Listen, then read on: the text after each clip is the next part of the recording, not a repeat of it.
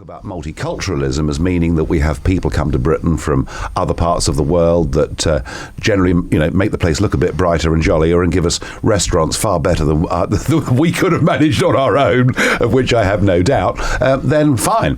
But if multiculturalism means that you see whole sections of your towns and cities change culturally beyond all recognition, where in places English is not the first language of choice, you begin to ask yourself, what has happened to the identity of our country? I mean, it's very interesting. I mean, John Cleese, who's a very, Liberal Democrat leaning, sort of centre-left figure, said that he fails to see London anymore as being an English city. So do you agree with that, Mr. Farage? Well, in parts of London, I do. Yes, I do, and I think, and that's why, actually, Leo, the intelligent thing is to have an immigration policy where you have proper restrictions on the numbers that come.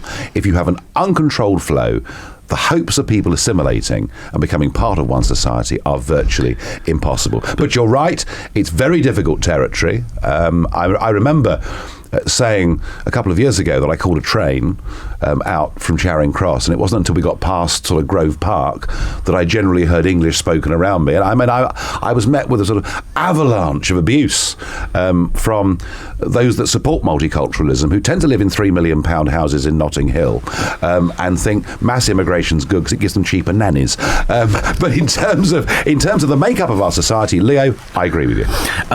So if areas have changed, and let's perhaps think of an area in London such as Southall or Tower Hamlets or Tottenham, why does it matter if that area has gone very Asian or it's gone very Caribbean or whatever? Because I think what happens is if you get too big a change in an area, you get resentment.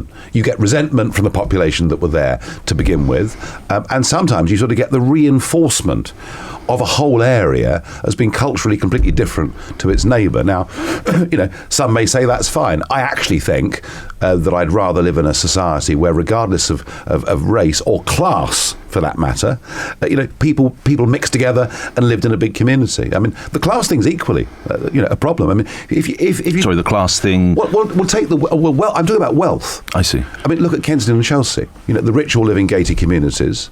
They never meet people from a different social background. And is that the kind of society that I want to live in? You didn't frankly have the balls to put country before party.